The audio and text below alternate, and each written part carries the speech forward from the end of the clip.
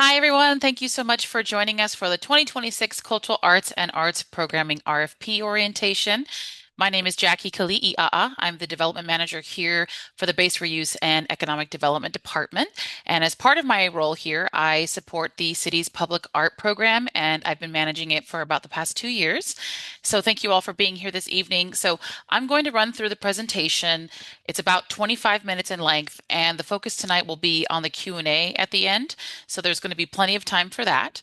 But before we begin with the orientation, I would like to introduce you to my colleague, Amanda. Amanda manages the city's special event permit grant program.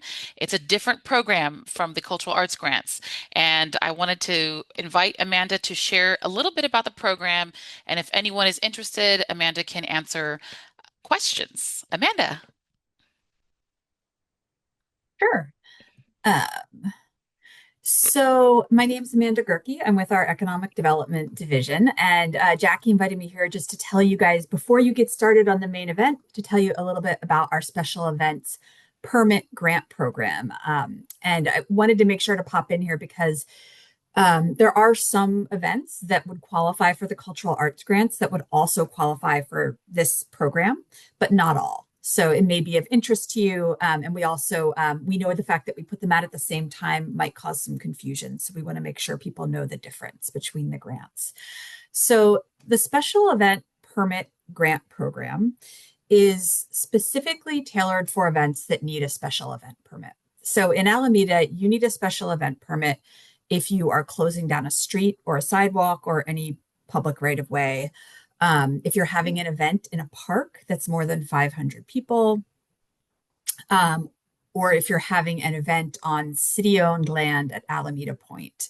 There are also some rare cases where if you're having it on private property, but there's going to be, hundreds and hundreds of people coming and you're expecting a lot of cars and it might impact traffic. But the big three are, event on public property in the public right of way, more than 500 people at a park. So if your event does meet one of those qualifications, then you would need a special event permit. And the grant that we've put together to help with that really focuses on requirements that we have through our special event permit process. So, for example, if you do need to apply for a special event permit, there's a fair amount of paperwork, and there's a number of requirements around, zero waste requirements, road closures, that kind of thing. So, the types of funding this grant gives fall into two categories. One is technical assistance, like free technical assistance from the city, right? So if our public works team needs to spend time with you to figure out how to safely close your street, or if you need Alameda police presence on the day of your event, these are the types of services that are granted through the special event permit grant program. There is also reimbursement funding that we'll do for certain types of goods or services that are required by our special event permit. So that might include waste management, that might include private security. There's a few different things. So, I think the thing that I want to share here is that, if your event does not require a special event permit, then you do not need this grant. And I don't recommend making your event require a special event permit just to get the grant, because it's a lot of work, and I think not something you want to do unless you really need to. However, if you are going to need a special event permit and you think this grant program could be for you, we're open and taking applications now through the 27th. I can also it looks like Jackie has the link for the information here. I don't know if we have a chat that I can paste things in, maybe not. But please go to this link. You can download the program guidelines. You can download the application. And then my email address is here at the bottom. I am happy. If you have any questions, please feel free to reach out to me. And I'm also available to take any questions now. I know you guys are all probably eager to get to the cultural arts grant, but happy to talk to answer any questions about our special events permit grant program as well. Are there any questions in the chat for Amanda regarding the special event permit grant program?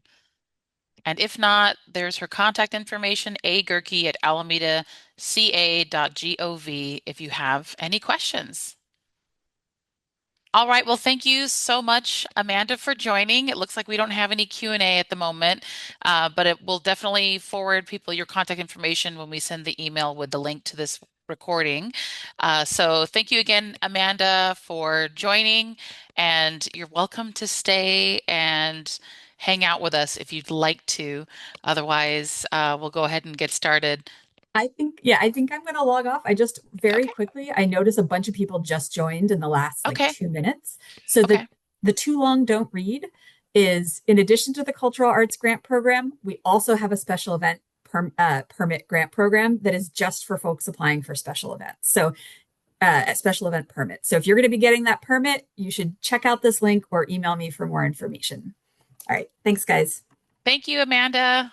Bye. All right. Thanks everyone for hanging out with Amanda so we can learn more about the special event permit grant program. And we'll go ahead and jump into the webinar overview. And I wanted to take a moment to introduce Jack. Jack is our public art fellow slash part-time employee here at the City of Alameda and has been really a huge help to our public art program for the past 2 years. So Jack will be fielding questions once we get to the Q&A. And feel free, anything else you want to share, Jack? Otherwise, we'll jump right into the orientation. No, that sounds good. Pretty good Okay. summary. And All right. yeah, happy to help. Thank you, Jack. Okay, everybody. So we're going to dive into sort of the organization of tonight's webinar. Again, this will all be shared to the city's YouTube page after, so you don't need to take notes. If you'd like, you're welcome to, but this recording will be available. To start, we're going to explain what is the funding opportunity we have here today. What are the eligible projects? What are the eligible costs? We're going to review the application itself. We're also going to review the evaluation criteria that the public art commissioners will be looking at when scoring your applications. I will also provide you an example of a cultural art event and how you might answer the questions in the application. We will also review budget as well as other documentation required for applicants. We'll go over the important dates. Those are the deadlines, and we'll also go through awardee documentation. So what are the documents that are required if you are in fact awarded a grant? And finally, we'll close this out with a Q&A. A very quick, brief bit of background about this program. The city developed a public art master plan that was approved by City Council in 2023, and it recommends annual cultural arts and arts programming in the city. So the Cultural Art Fund and Arts Grants programming comes from the Public Art Fund. So the fund is funded exclusively through the Public Art Ordinance from 2003. It requires that major developments devote 1% of building development to public art in Alameda. So they can either provide what's called on-site art. That's when a development commissions their own art. It could be a sculpture, for example. Alternatively, they can contribute that dollar amount to the Public Art Fund. So that's where the money comes from for today's grants.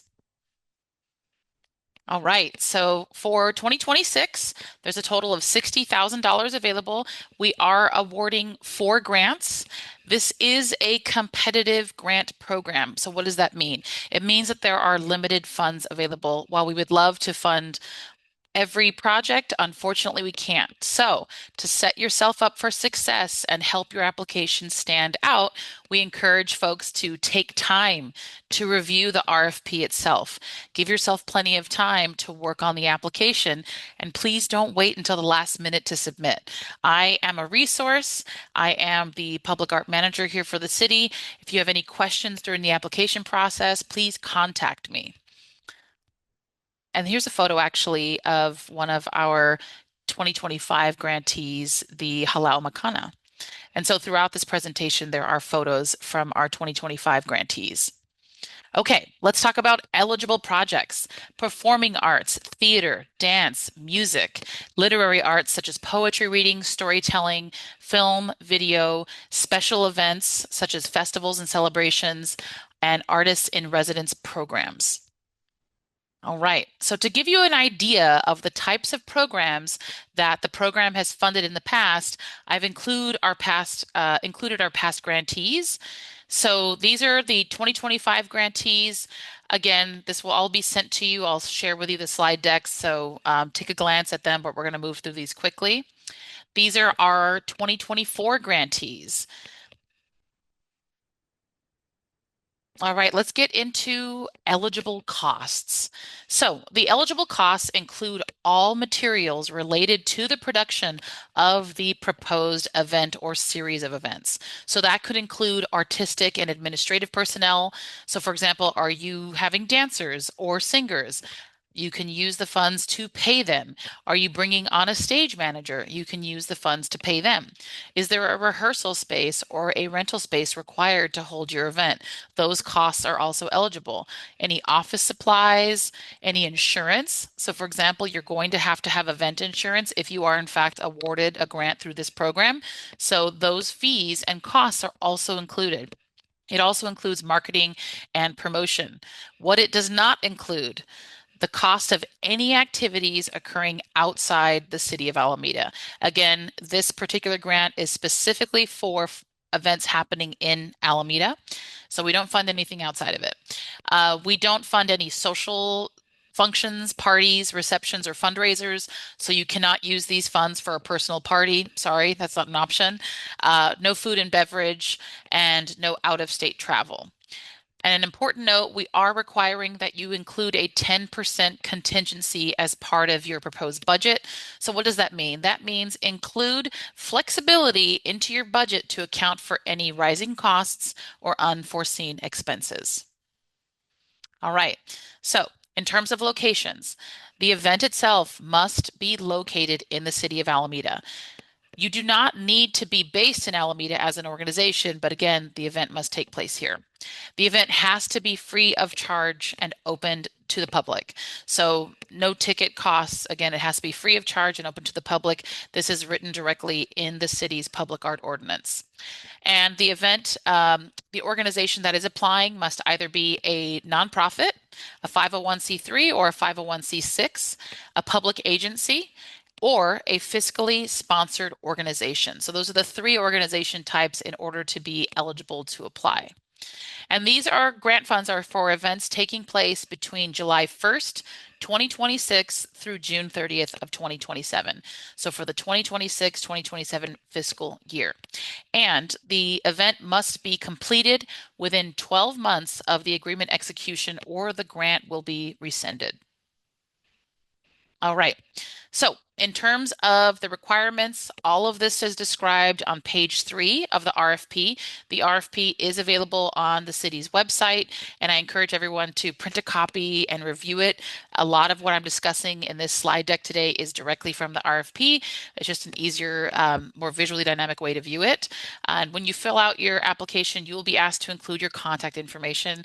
Please make sure that the information you include is for someone who checks their email regularly. Sometimes we're not able to get a hold of folks, so just make sure that that person is well organized and able to respond to any emails or questions that we have. And you must also confirm your organization's status. So you will, for example, if you're a nonprofit, have to upload an IRS tax exemption certificate. We'll get into that later. And if you are a nonprofit, or sorry, if you are not a nonprofit and you are a fiscally sponsored project, you will need to include either an MOU, a memorandum of understanding between you and your fiscal sponsor, or you will have to include your signed fiscal sponsor agreement. All right, under organization details, tell us about your organization. What is your experience and your background? So describe the organization, its history, and its track record for providing art and cultural programming. And then also, when you're able, use this question as an opportunity to highlight your organization's ability to carry out the proposed work. All right, project details. So this is sort of your elevator pitch, if you will, that describes your event. So this is a summary of the overall program being proposed. It could be a single event. It could be a series of events. Make sure it's very specific and clear about what it is. Also, highlight the components' activities, the timeline, and the roles of key personnel, the involvement of any other partner organizations. Say, for example, you're partnering with the City of Alameda. Say, for example, you're partnering with Alameda Unified School District. Make any of those partnerships very clear in the project details. Also, include the goals of this particular program. Who are you looking to bring to this event, and how are you looking to ensure that they're there? Also, again, series of events are allowed, but please describe when they will occur. And finally, the budget financials. So this is an itemized budget showing how money will be dedicated to various cost categories in your proposal. So if there's any other funding sources that you have, say you've received a grant from the Zellerbach Family Foundation or the Rainin Foundation, please indicate that in your budget. And you will be able to provide up to 3 work samples totaling 5 minutes of material that can be uploaded through Submittable. And you can use links such as video or audio, JPEGs, or PDF documents. Okay, so everything goes through submittable.com. There's a special website specifically for this grant opportunity. That's cityofalameda.submittable.com. That's where you actually apply and submit your application. And then all of the application details are available online at alamedaca.gov/culturalart RFP. Again, this is a cool event that we funded last year. It's a deep dive, the West End Arts District. Okay, so Submittable. Submittable is an online platform for organizing and managing submissions and applications. And then once you set up an account, this is what the back end looks like. So the great thing about this is you can set up an account and easily click through the questions and come back at any time. The draft will be saved automatically. You can also click Save Draft at the bottom as you go. It'll allow you to log in and log out and come in and work on your application as needed. When you are finished, you definitely want to click Apply to submit your application. Don't forget that. Okay. So let's talk a little bit about the evaluation criteria. This again is also on page 5 of the RFP.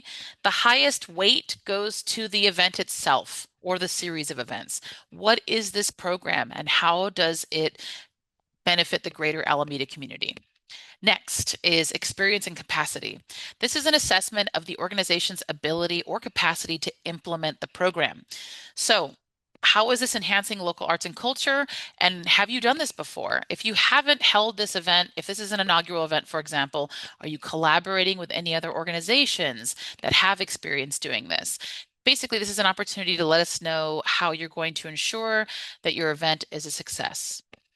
So, the evaluators will be looking for a reasonable budget and a reasonable schedule, and if possible, the use of additional outside funding to support the project.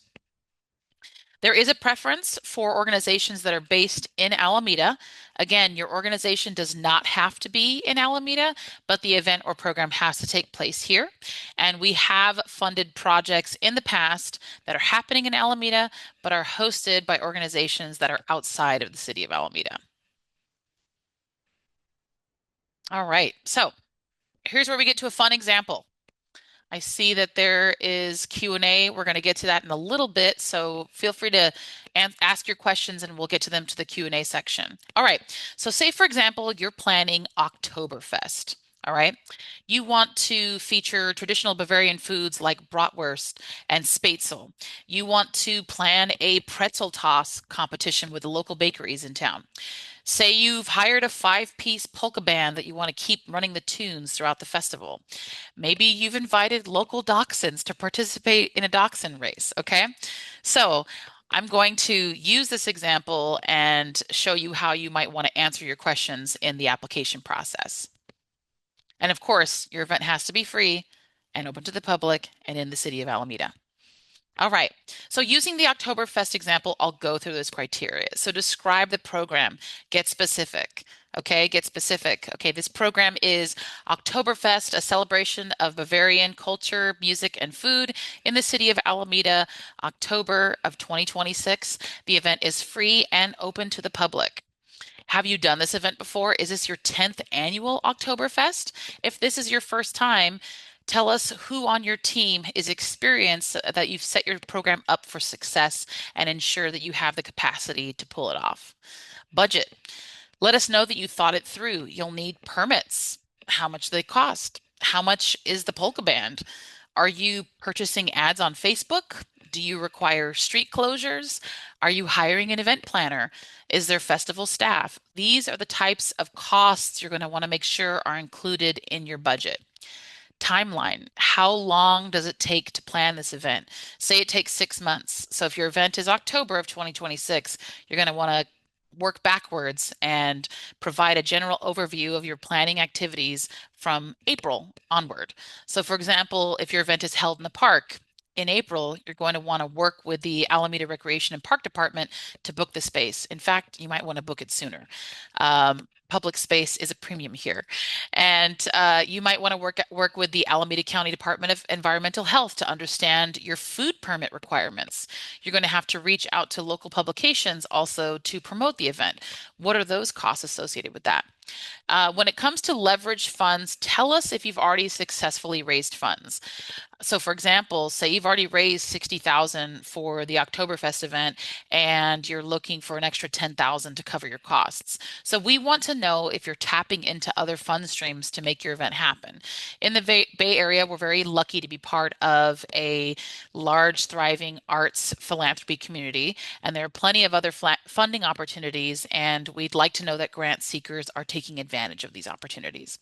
In terms of equity, tell us how this proposal addresses cultural equity, diversity, and inclusiveness.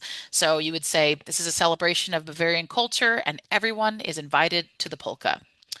And for accessibility, tell us how people of all abilities are able to fully engage in the event. So, for example, you can say Oktoberfest is accessible by public transportation, and the festival will feature an ADA section for guests using mobility aids.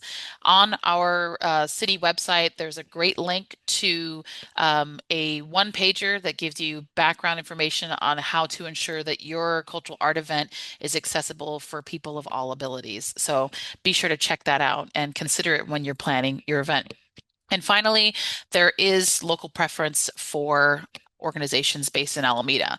So, for example, if you're not from Alameda or your organization is not, tell us why you're excited about hosting the event here in Alameda. Oktoberfest is not located in Alameda, but we love the city and want to share Bavarian culture with everyone. Okay, this is an example budget, so you don't have to use this template, but we have provided a link to it. You're welcome to use it. And this one is blank, but here's an example of what I would do if I was putting together a budget for Oktoberfest. All right, so this budget here, we've filled out costs. $8,500 covers polka dancers and the band itself, as well as the rental for the dance floor. And the $6,000 is set aside for production staff. We've hired a couple of event planners and stage managers who will be ensuring that everything moves smoothly in terms of the production. We've also had to hire equipment and rentals. So all of that's included in here. And the numbers for the total project income and the total production expense should line up. All right, here's an example. This is just an example of a timeline. Yours may look different, but this is assuming the event takes place in October, what you might be working on in preparation for the event. So fundraising, booking artists, finalizing promotion artwork, launching the campaign, booking vendors, getting t-shirts designed, all of those details, we'd like to see that you've thought this through. Okay, here's an example of what a nonprofit status document looks like. It comes from the IRS. It says that your organization is tax exempt. Again, these are the documents that are required for nonprofits, 501c3s and 501c6s. All right. So, fiscal sponsorship. If you are not a nonprofit or a government agency or a city agency, you will need fiscal sponsorship. So, what is fiscal sponsorship? Oops, excuse me, I rolled forward. Okay. So fiscal sponsorship is the essentially is a mechanism that allows a tax-exempt organization like a 501(c)(3), the sponsor, to support a project of another group, the sponsored partner. So the fiscal sponsor is essentially legally and financially responsible for any sponsored partner.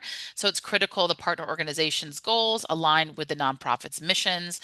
It typically involves what's called a fee-based contractual arrangement. And the fee could be, for example, between 6 to 15% of the total amount of funds that are administered. So here is an example of the document we would need. So if you're a fiscally sponsored organization, we would like a copy of the MOU between yourself or your organization and the fiscally sponsoring entity. And if you don't have that, then we would want to see a copy of the fiscal sponsor agreement that's been signed by both yourself or your organization and the 501(c)(3) sponsoring organization. It's typically on a letterhead of the sponsoring organization and signed by both parties. All right, so let's get into a very quick summary of how this will be evaluated. The first step is staff, myself and Jack, will be pre-screening all the applications to ensure that they include all the required proposal doc elements. We also want to ensure that the event is free, located in Alameda, and that the organization applying fits one of the three required organization types. Next, the proposals will be evaluated by the Public Art Commission on April 27th. This is a public meeting. Folks are welcome to attend.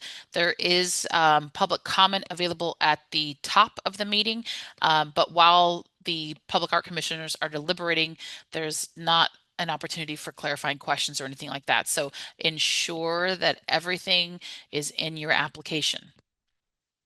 Okay, so notifications will likely go out in May and the contracts will be confirmed in June. So this is something very important. If you are in fact awarded a grant and your proposed event takes place in July, for example, at the start of the fiscal year, it is not a guarantee that you will receive your grant before the event. So it takes a lot of time to finalize the required documentation and for finance to process the payment. So I just want to set expectations. We learned last year that it can be a lengthier process depending on the organization type. All right, so here are the important dates. We launched the RFP on the 29th. We're doing the orientation today. Questions are due. So you can, if you have questions, please email them to me directly, and then I will release them on the city's website on March 6th. That way, if there's any common questions, folks can get those answers right away.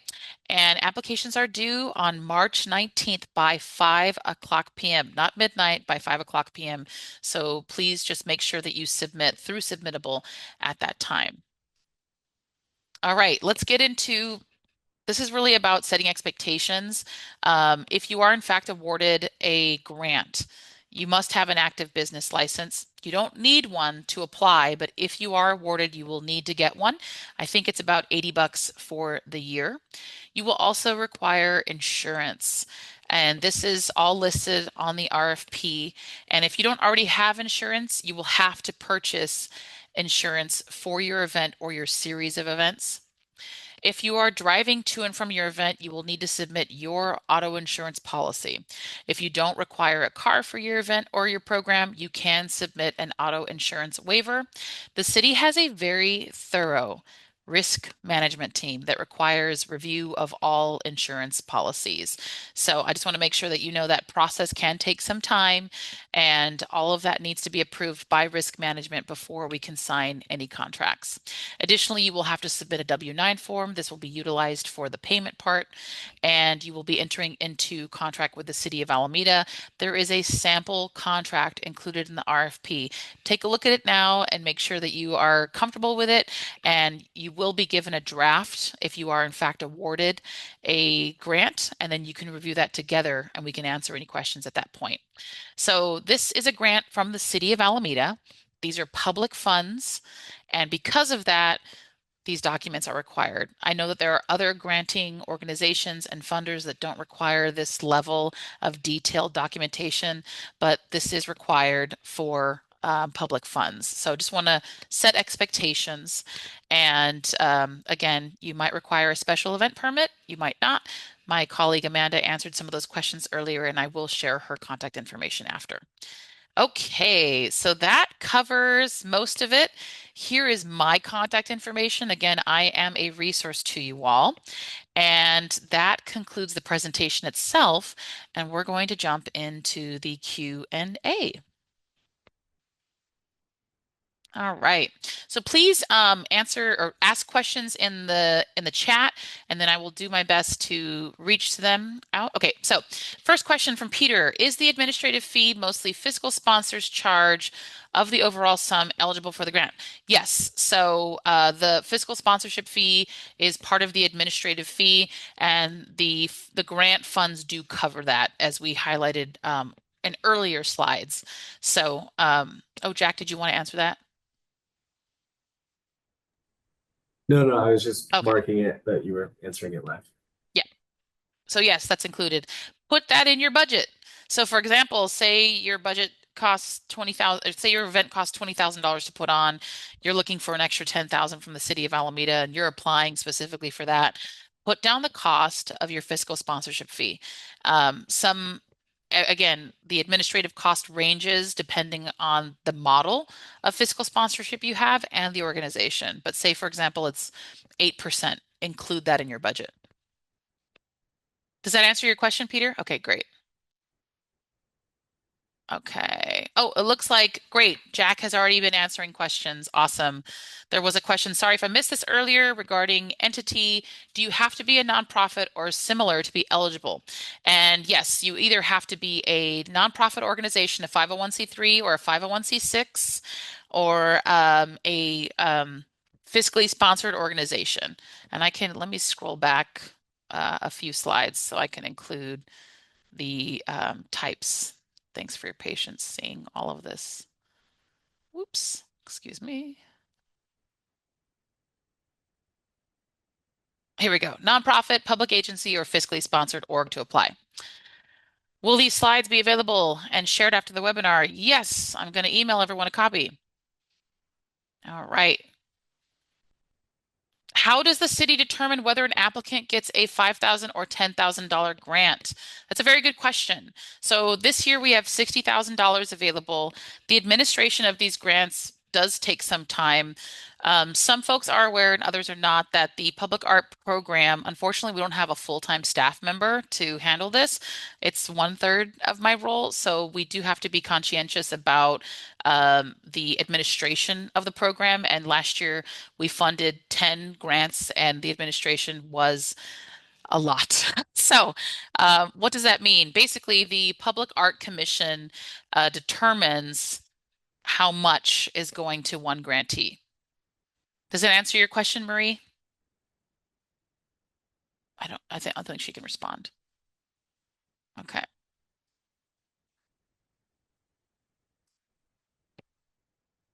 Thank you, Jack, for answering.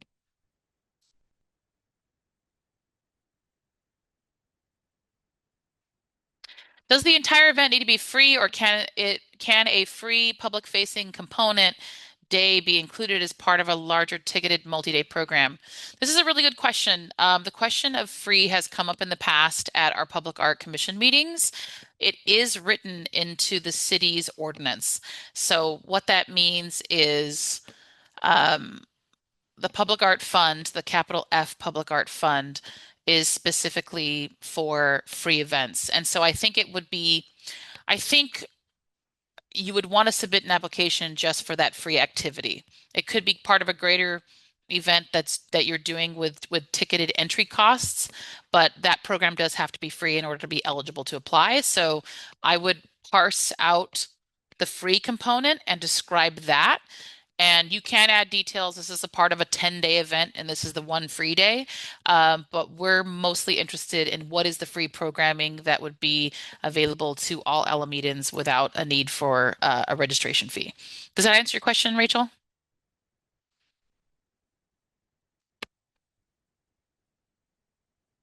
Okay, we have more Q&A. Okay, yes. All right. Thanks, everybody. We don't have a chat box when we're in the webinar phase. So, oops, excuse me. So I appreciate you all being flexible with our Q&A section. Let me go back to the Q&A. Oops. Are there any other questions that we haven't got to?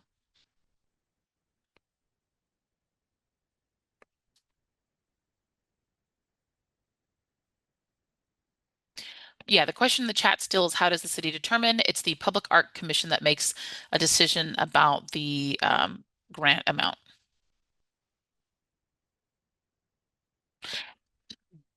And again, these meetings are totally public, so you're all welcome to attend. You can attend in person on the 27th of April. If you submit an application, you will be notified about that when you submit. Okay, I think that is it. Oh, one more. As long as the event is free, can you take optional donations? That's a good question, Katie. I haven't received that question before, so I will have to follow up with you offline. And what I'll do is make sure to publish that answer on the city's website by March 6th. I believe some folks have taken donations now that I think about it, but let me check on that. I think they're always able to accept donations Yeah, as I long as they're haven't had not anyone ticketed ask me that, events. but I also haven't. Um, I'll follow up with you, Katie, on that. Okay. Our event could be scaled depending on what kind of funding. Sorry, our event could be scaled depending on what kind of funding we receive. Should we include different tiers of budget options in our app or just ask for the max budget we have? Okay. Hmm. I'm going to give you an opportunity to speak because I'm having trouble understanding that. Okay, so I just clicked Can you hear me? allow to talk. Hi. Hi.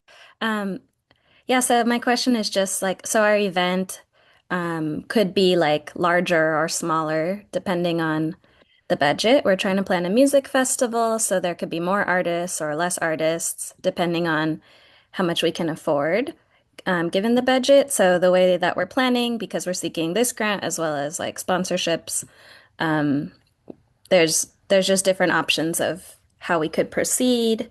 Um, so yeah, wondering if it's better to and like I'm not sure if you might give partial funding too. So is it better to present options or just keep it simple as one? And if you wanted to offer partial funding, we could give you a breakdown of what we could do with partial funds. Sure. I think so. To start, simple is always best. We are a very small grant program. And so I think being clear and concise and allowing your event to stand out is going to be the best way that you can put your best foot forward in terms of a competitive application. Now, that said, um, what is your organization what is your track record for putting on an event of this scale, and where do you feel confident you can meet, basically? So you're talking about either a smaller scale musical event or a larger scale music festival. I think what I would recommend is that you do what you feel, you present the budget for what you feel is attainable and achievable given your resources and your track record. So that way, if you are able to secure funding, either from our program or others, you can indicate that in your budget. So say, for example, you're applying for the Together in Community grant through the Zellerbach Family Foundation. I don't know, I think it's 5,000. Put down what you have applied for and then indicate on that budget either if you've secured it or if it's pending or if it's anticipated. That way you let us know that you are seeking the resources you need to execute the event in the quality that you want to do so. Does that make sense? So I feel like go for what you think is reasonable given your track record and your organization's experience, and present that to the commissioners in your application, and that will be evaluated as part of the whole. Okay, that sounds great. Thank Does you. that answer your question? Yes. Okay. All right. Thank you. All right. Let's see. Clarity on suggested donations would be helpful. Yes, anonymous attendee. I will look into that and post it on the city's website at alamedaca.gov/cultural art RFP by March 6th. Regarding Katie's questions, I think also in the case of donations tied to the event, I'm interested if it's okay that the donations are tied specifically to the ticket, as in suggested donations outside of free registration. Just to add to your March question. Oh, okay. I'm going to ask you to, I'm going to unmute you and allow you to speak, just to clarify, because I'm not sure I'm catching that one.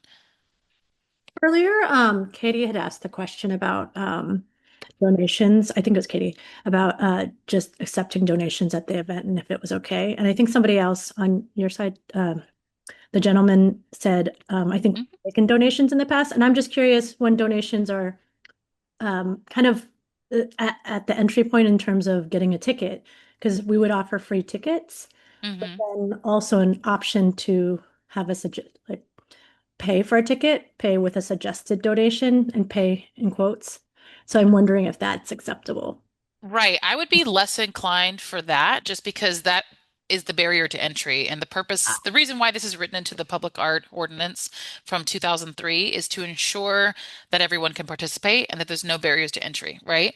So if you were to, for example, have a free event and everyone's allowed and welcome to come, and you're going to probably run registrations. Everything is registration based, even free events. You usually have a registration through Eventbrite, right? Um, but I will get clarity on it. But if folks are allowed to accept donations, I would feel more comfortable if it's like a separate bucket at the entrance. So, hey, welcome, come on in.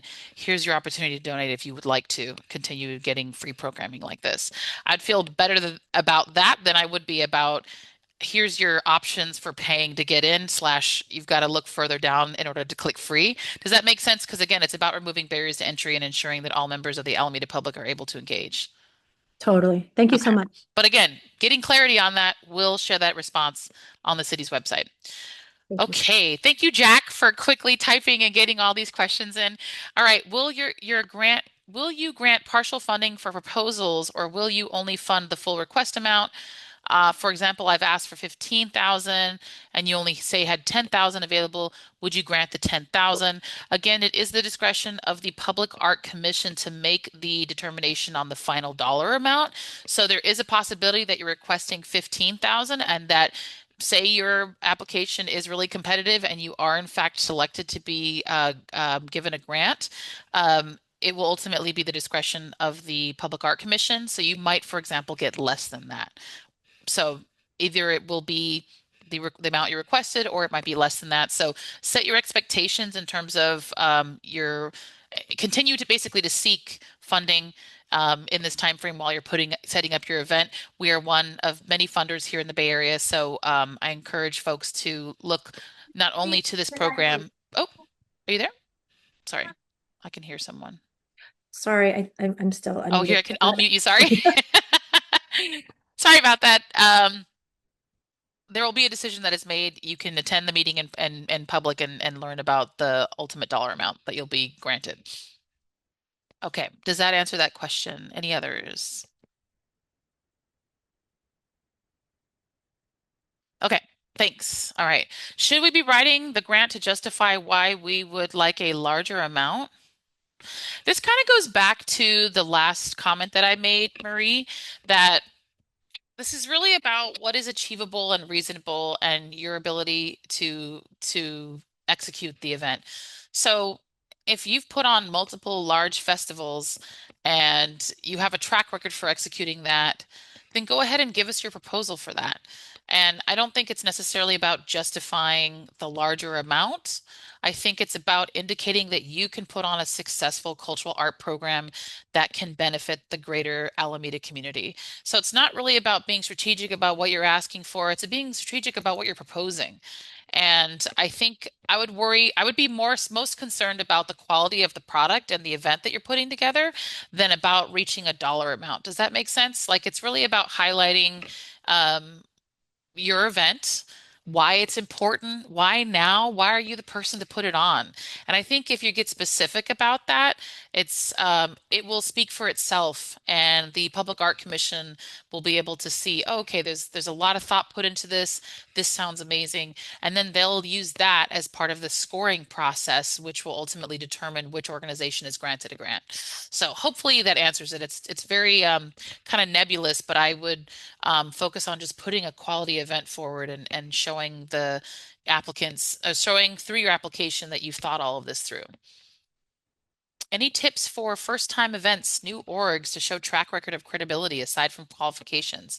I mean, I think it's really about setting up something that's reasonable. So if it's your first time putting on an event, maybe don't do a 3-day, event that blocks certain intersections of the city. And it's not to say that you can't do that, but if you haven't done that before, that sounds incredibly ambitious. So I think it's really about what is reasonable for a first time effort. And again, this is one grant opportunity of many, and we actually held a grant writing basics webinar last week where it goes into really specific detail about how you can enter into the world of grant making, getting to know funders, getting to know different funding opportunities, setting your application up for success so that it's competitive. So this is the start, and I think it's awesome to start and start in a reasonable way, and allow to learn along the way. And there's also an opportunity where these grants will be discussed publicly on April 27th, so you can get a little bit of feedback if you're in the room. You can either attend by Zoom or in person, but it's an opportunity to learn more about putting together a competitive application. I hope that answers your question.